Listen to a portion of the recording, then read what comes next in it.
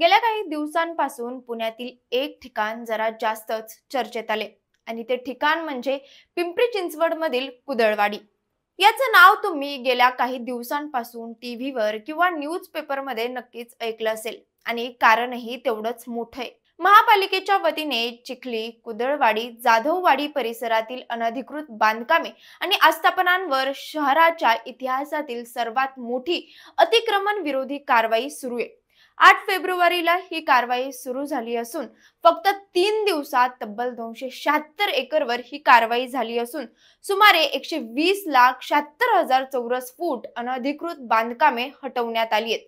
ही कारवाई सरसकट केली असून प्रशासनाकडून कुठल्याही प्रकारचा जातीय किंवा धार्मिक रंग या कारवाई मागे देण्यात आलेला नाहीये। विशेष म्हणजे कारवाई आधी संबंधित व्यावसायिकांना नोटिसा बजावून स्वतःहून बांधकामे काढून घेण्याची सूचना सुद्धा दिली होती। मात्र अनेक व्यावसायिकांनी या सूचनांकडे दुर्लक्ष केलं, ज्यामुळे महापालिकेला प्रत्यक्ष कारवाई करावी लागली।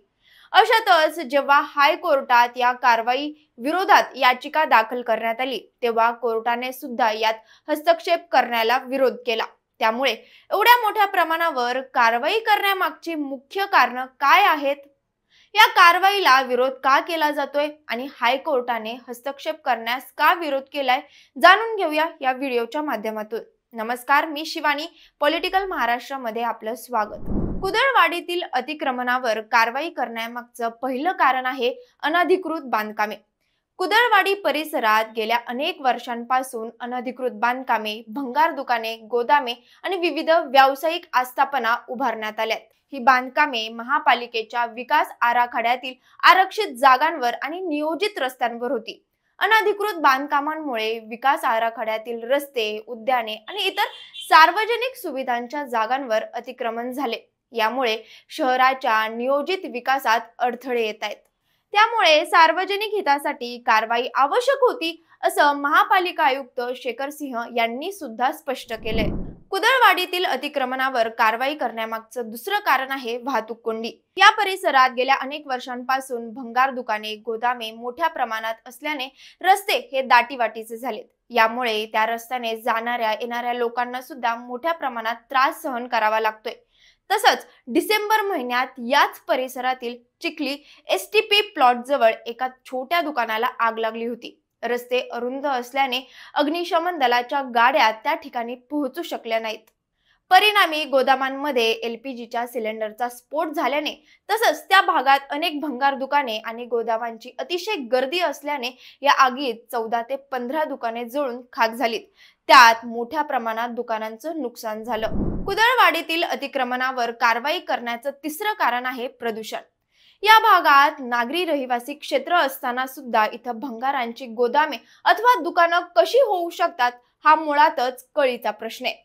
तरी सुद्धा इथल्या औद्योगिक कचरा कुठलीही शास्त्रोक्त पद्धत न वापरता किंवा प्रदूषण नियंत्रण मंडळाची परवानगी न घेता जाळत होते, ते साफ करत होते, ज्यामुळे हवा प्रदूषण होत होतं।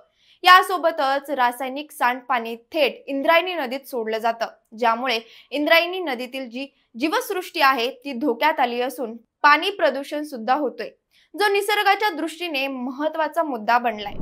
आता ही कारवाई करण्यामागे एवढी महत्त्वाची कारणं असताना सुद्धा तिथली बांधकामे इल्लीगल असताना सुद्धा अनेक व्यावसायिकांनी या कारवाईला विरोध केलाय।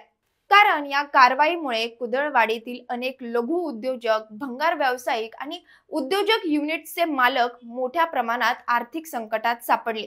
पिंपरी चिंचवड लघु उद्योग संघटनेच्या पदाधिकाऱ्यांनी दिलेल्या माहितीनुसार या कारवाईमुळे सुमारे 2 लाख लोक बेरोजगार झाले असून जर संपूर्ण भागातील सर्व अनधिकृत बांधकामे काढून टाकली गेली तर ही नुकसानाची रक्कम 1,500 कोटी रुपयांनी वाढू शकते, असं ते म्हणाले।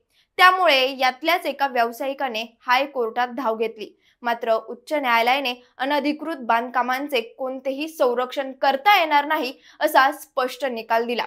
न्यायमूर्ती कमल खाता आणि एस गडकरी यांच्या खंडपीठाने हा निकाल दिला। थोडक्यात कुदळवाडीतील कारवाईत शेकडो एकर जमीन आता मोकळी होणार आहे। या भागात आता नव्याने विकासाला संधी मिळेल।